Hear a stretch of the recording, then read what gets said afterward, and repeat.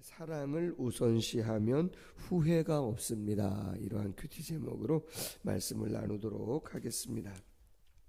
우리가 고린도전서의 말씀을 묵상하면서 초대교회의 어려운 점들, 꼭 고린도 교회만 그러한 어려움이 있는 건 아니고 소아시아에 있는, 유럽에 있는 많은 교회들 가운데 일어날 수 있는 일이고, 2000년 전의 교회만 그런 것이 아니라 현대의 교회 안에서도 얼마든지 일어날 수 있는 일들이기에 바울이 영감을 받아서 기록하고 교훈해주고 있는 내용들이죠.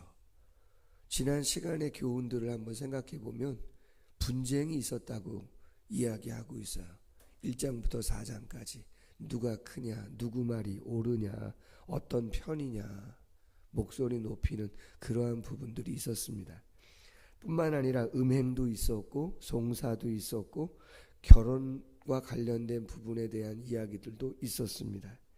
우상 제물 취식 문제로 인해 가지고 시험을 들게 할 거냐 말 거냐, 자유를 어떻게 사용할 거냐, 그러한 내용들의 영적인 문제들도 있었습니다. 11장 2절부터 14장 40절까지는 공예배에 대한 이야기들인데, 세상에서의 예배할 때에 그 머리에 수건을 써야 되느냐 말아야 되느냐, 그러한 이야기들. 성찬식을 하기 전에 만찬을 했는데 부자 성도들은 빨리 오고 기름지고 좋은 상급 포도주를 먹고 마시는 그러한 자유가 있었지만, 가난한 성도들은 제때에 오지도 못하고 제대로 먹지도 못해서 성찬 예식을 거행하기 전에 시험이 들고 편이 갈리는 듯한 그러한 모습으로 인한 안타까운 모습들도 있었습니다.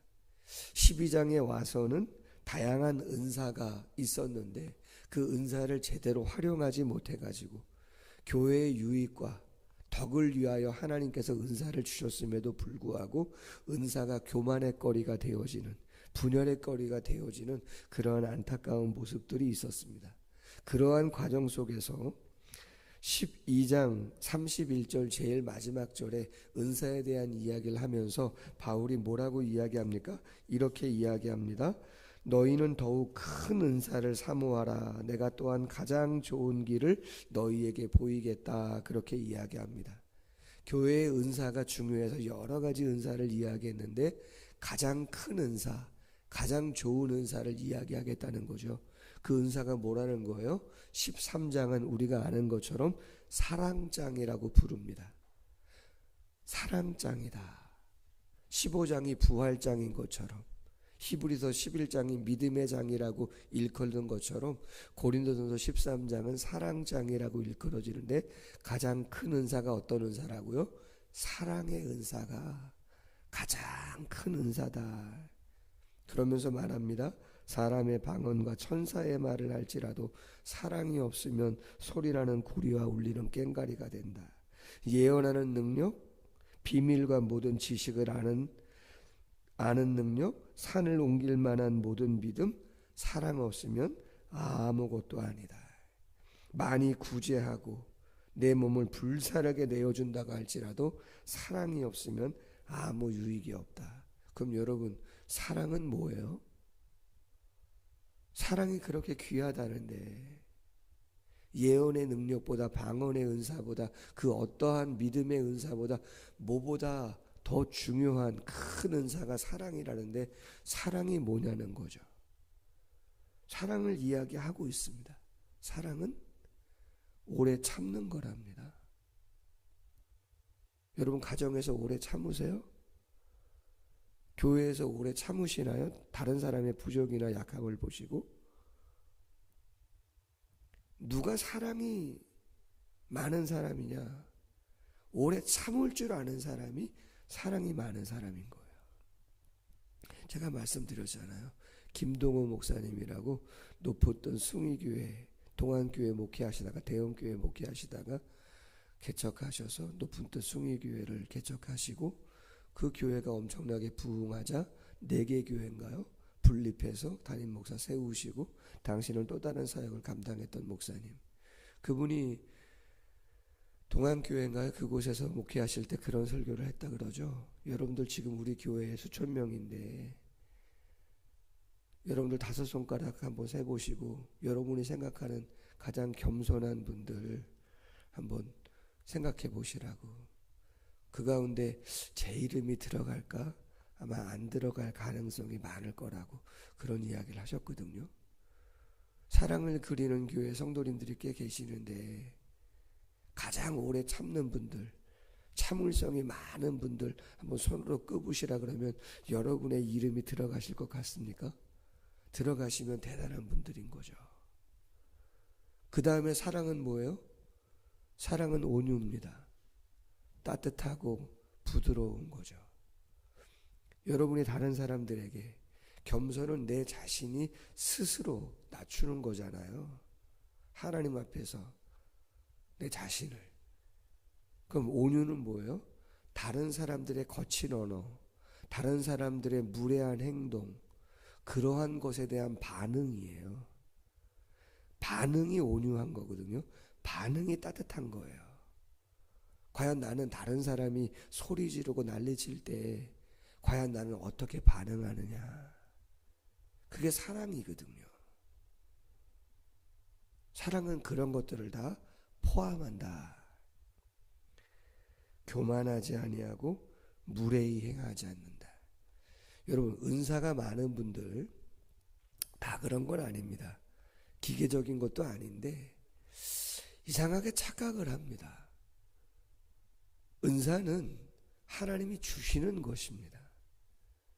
교회의 유익과 덕을 위해서 주시는 거예요. 그리고 사도행전을 읽어보면 기적, 그런 많은 것들은 어려울 때, 극한의 상황에서 공동체나 성도가 힘들 때 확신을 더욱더 주시고자, 하나님이 그들과 함께 하심을 나타내 보이시고자 할 때에 하나님이 주시는 것이 기적이에요. 이적이라는 것이죠. 평안할 때는 이적이 잘 나타나지 않아요. 왜요? 그때는 특별한 표적이 나타나지 않아도, 이적이 없어도 그렇죠. 믿음이 흔들릴 이유가 별로 없어요. 여러분이 표적이 많고 기적이 많다는 것은 그만큼 여러분들이 힘들고 어려운 상황 속에 있기 때문에 하나님이 그러한 것들을 보여주신다고 그렇게 생각하시는 것이 거의 맞습니다. 기적이 잘 나타나지 않습니다. 저는 여러분 감사하셔야 되는 거예요.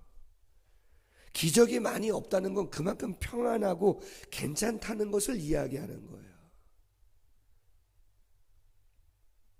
근데 재미난 거는 기적이 많고 뭐 능력이 많다, 죄송하지만 무례한 경우가 되게 많습니다. 반말을 많이 한다던가, 어떤 체계를 무시해. 그냥 내가 말하면 끝이야. 내 말은 들어야 돼. 내가 이런 능력이 있는데 나 이 정도 사람이라고 이야기하면서 무례한 경우들이 되게 많아요. 저 같은 사람, 내가 목사인데 말이야. 내가 목사인데 말이야. 성도가 말이야. 이런 거죠. 아직 모르는 거죠. 그런 거 아니에요. 더 봉사하고, 더 챙기고, 더 참아주고, 더 온유해야 되겠죠. 쉬운 건 아니죠. 절대 사랑은 무례하지 않는다. 내가 아무리 좋아도, 내가 아무리 확신이 있어도 상대방을 무시하지 않아요. 그 상대방의 상황을 다 보게 되어 있는 거예요. 내가 어떻게 저 사람을 존중하면서 저 사람에게 좋은 것을 나눌 것인가. 꼭 기억하십시오. 무례하지 않습니다. 사랑은.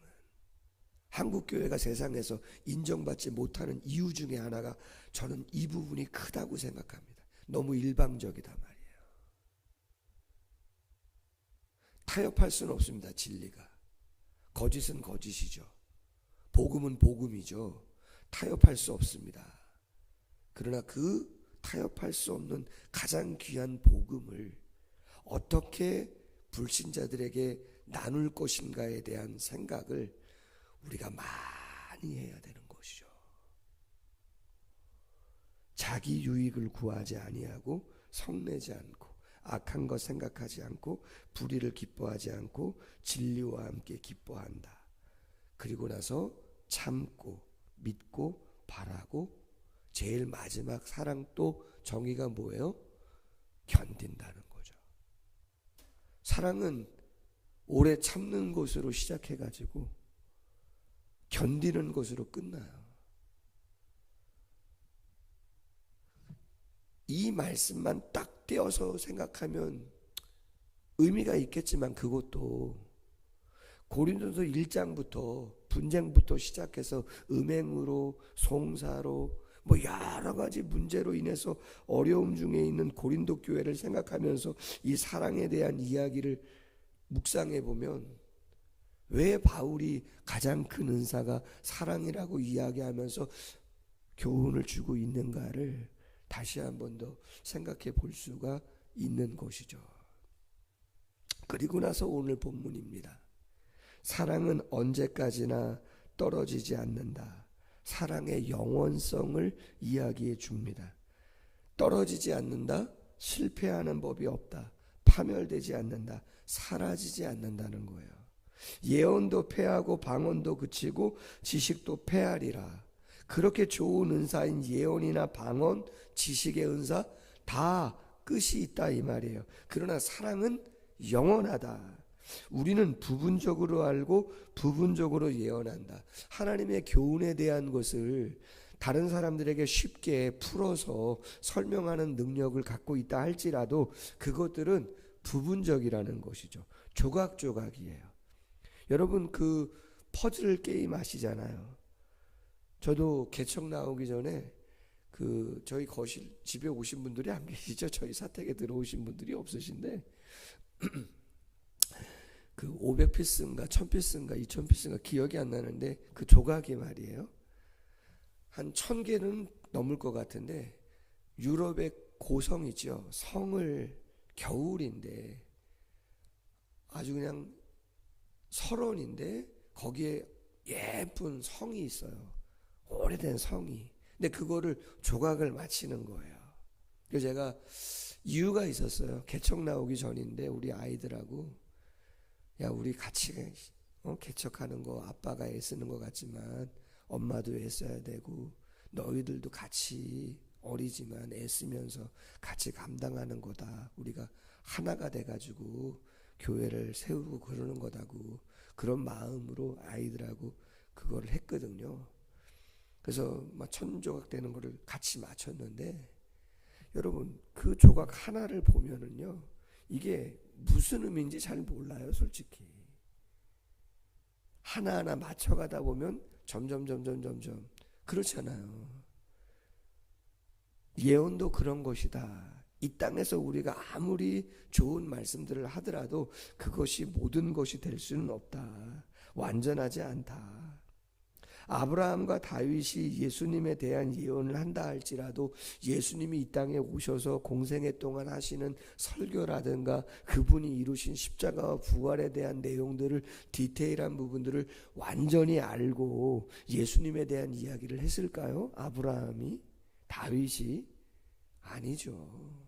그럴 수 없었을 거예요. 말씀 나누지만 모압 여인 룻이 다윗의 증조모가 될 것을 본인이 알았을까요? 아니에요. 알 수 없었을 거예요. 온전한 것이 올 때, 예수님의 재림이 올 때에 부분적으로 하던 것이 패하리라. 구약의 제사제도, 정결법, 그 모든 거 모형이었죠. 예수님이 오심으로 실제가 옴으로 모형은 다 패하지 않습니까?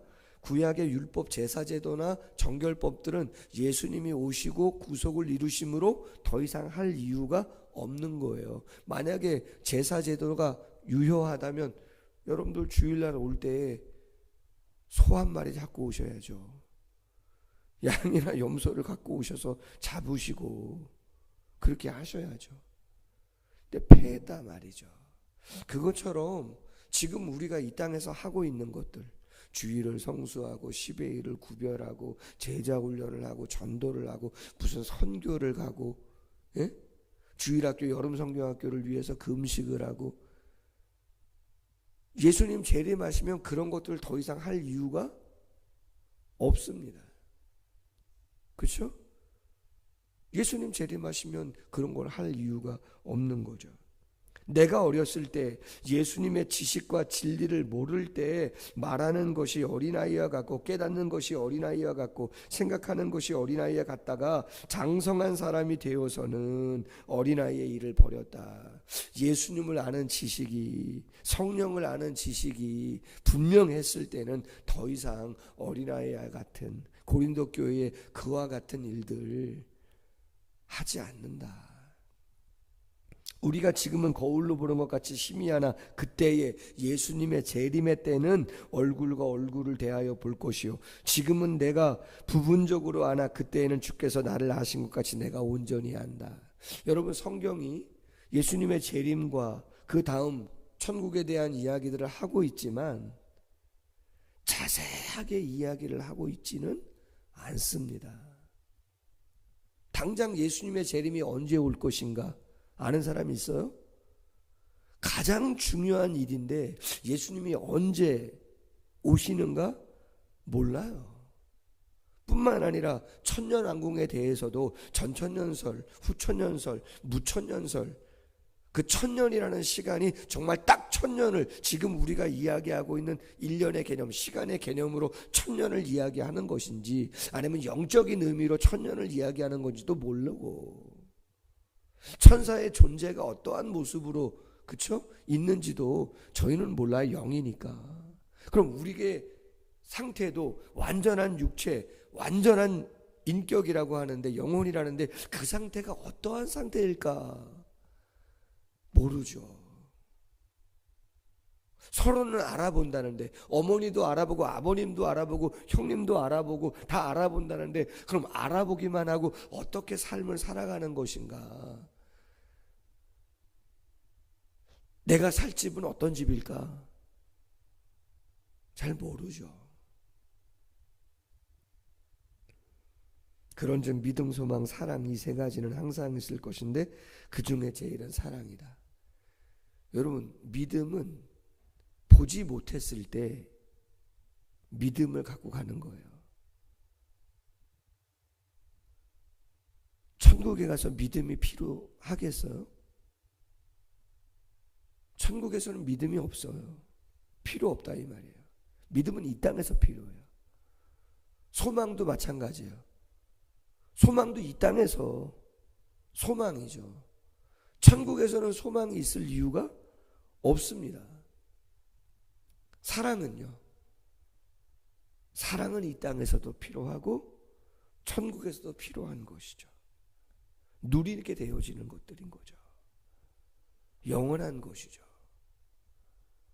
특별히 마태복음 25장에 예수님이 마지막 때 심판에 대한 이야기를 하시면서 중요한 말씀을 하셨어요. 오른편에 있는 양들, 왼편에 있는 염소들, 그들을 가르시는 판단의 기준이 뭐였어요? 그렇죠. 작은 소자에게 한 것이 내게 한 것이다 이야기하시면서 사랑에 대한 이야기를 하신 거죠. 굶주리고 헐벗고 갇히고 어려웠을 때 다른 사람에 대해서 내가 어떻게 행하였는가라고 하는 것에 대한 이야기입니다. 태국 선교를 다녀왔는데 감사한 것 중에 하나가 말이에요, 액수가 그렇게 큰 건 아니지만 성도님들이 후원금을 많이 주셔요. 11명의 목회자인데 교회 사이즈가 좀 다릅니다. 자립한 교회들도 있고 미자립 교회들도 있어요.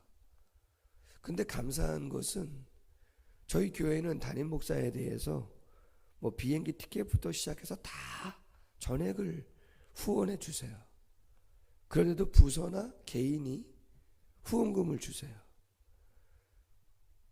가는 곳마다 다 후원합니다. 교회 이름으로. 선교사님들도 후원하고, 또 가면은 의외로 더 드는 것들이 있어요. 도시락도 더 들고 뭐도 더 들고 참 감사하죠. 제가 느껴요. 다른 분들 혹시라도 또 후원금 못하는 분들도 있을 거 아니에요. 오기에 어려운 분들도 계세요. 정말 다른 일을 또 하셔서 금액을 만들어 갖고 오시는 분들도 있거든요. 어려운 교회는 1년에 한 번이지만. 그래서 조심스럽게 전달하기도 하고 또 안 보이게 하기도 하지만 공적으로 또 해야 될 부분들이 있기 때문에, 왜냐하면 성도님들이 공적으로 또 주시는 부분들도 있기 때문에 남겨야 되는 부분들이 있어야 되니까. 그렇다고 뭐 그분들에게 영수증 써올 수 있는 건 아니잖아요, 상황들이. 그래서 이제 기본적으로는 하는 건데, 그럼에도 불구하고 생각합니다, 마음으로. 그러한 거 작은 거 하나이지만 그런 것들이 그 영혼들에게 전달됐을 때 그분들이 얼마나 귀하게 생각하고 그것들을 사용할 것인가를 생각해 보면 참 귀하다. 제가 이야기했어요. 다른 목사님하고. 그 교회도 후원을 참 많이 한 교회인데, 맞습니다. 그 목사님 그러더라고요. 우리 그냥 전달자에 불과하다. 우리 사랑을 그리는 교회가 성도님들이 귀한 마음으로 후원한 것을 우리는 그냥 담임 목사이기 때문에 그냥 전하는 거다. 100% 전달자에 불과하다. 그 말씀이 맞는 거죠. 하나님 나라에 가서 누가 잘했다 이야기할 때에 사랑으로 섬긴 분들, 그 섬김이 남는 것이다. 그래서 오늘 말씀, 사랑을 우선시하면 후회는 없다는 거예요. 사랑의 정의 다시 한번 생각해 보았습니다. 그 안에 기쁨을 누리면서 좀 성숙한, 더 귀한 그러한 모습들로 삶을 감당해 나아가는 우리 모두가 되기를 주님의 이름으로 소원합니다. 기도하겠습니다. 하나님 아버지, 감사합니다. 하나님 앞에 쓸 때까지 그 어떠한 교회도 고린도 교회가 겪고 있었던 그 연약함을 자유할 수 없음을 우리는 잘 압니다. 우리 자신도 어쩌면 설교하고 설교를 들어도 쉽지 않을 수 있음을 잘 알고 있습니다. 그러나 하나님, 예수님 오실 때까지 예배를 정하셨고 기도하게 하셨고 말씀 읽게 하셨고 성령을 허락하여 주셨사오니 최선 다하게 하시고 남는 인생, 하나님 앞에서 인정받는 인생, 염소가 아니라 양으로 인정받아 작은 소자에게 최선을 다하여 사랑을 행함으로 말미암아 잘했다고 그렇게 칭찬받을 수 있는 당신의 사람들이 되어질 수 있도록 우리 모두에게 하나님께서 위로하시고 격려하시고 새 힘 주시고 충만함으로 역사하셔서 넉넉하게 감당할 수 있는 모두가 될 수 있도록 축복해 주시옵소서. 감사하며 예수님의 이름으로 기도하옵나이다. 아멘. 계속해서 기도합니다.